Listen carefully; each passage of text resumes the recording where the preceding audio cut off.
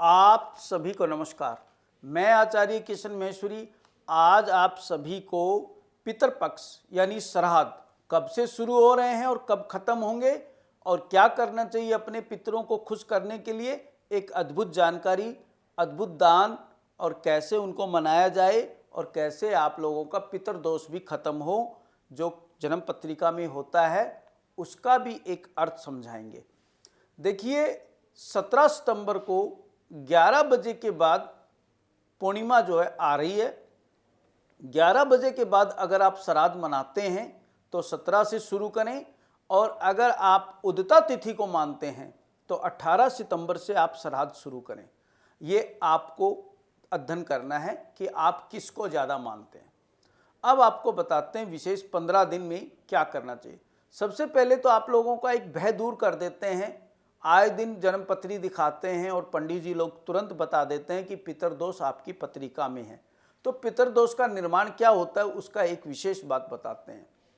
किसी भी जातक की पत्रिका में अगर सेकंड और पंचम या नवम में या 12वें भाव में राहु बुध शुक्र अगर संबंध बनाते हैं तो पितृदोष का निर्माण होता है। अब कईयों के मन में हमेशा एक सवाल ये उठता रहता है कि पितर क्या हमारे दादा दादी या हमारे नाना नानी या हमारे माता पिता हमसे नाराज हैं?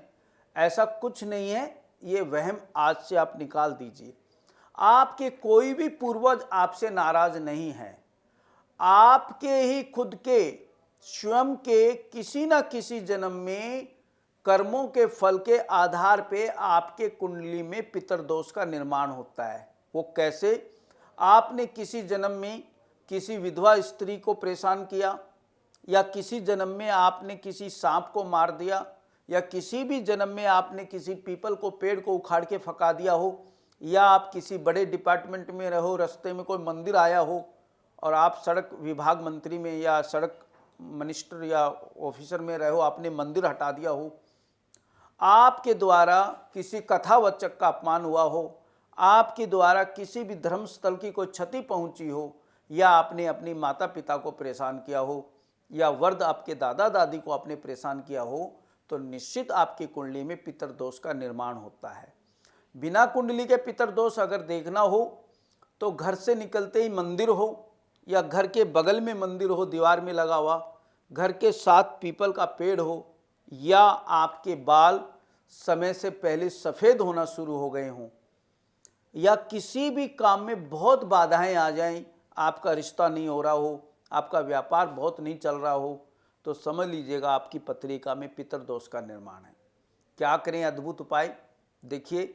15 दिन पितर यानी श्राद्धों में हमारे पूर्वज पृथ्वी के बहुत ज़्यादा नज़दीक आ जाते हैं भोग लेने के लिए। अब क्या किया जाए वो हम बताते हैं आपको।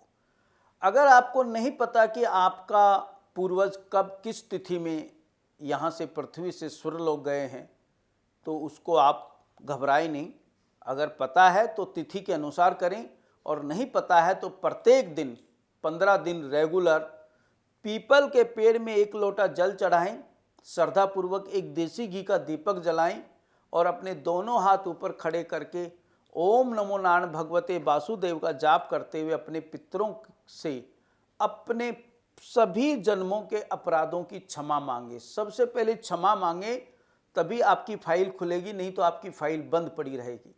उसके बाद श्रद्धापूर्वक 15 दिन लगातार आप गाय को हरा चारा खिलाएं, चिट्टियों को आटा चीनी मिक्स खिलाएं, और एक वर्ध स्त्री पुरुष कोई हो, गरीब निर्धन आदमी को आप भोजन कराएं श्रद्धापूर्वक।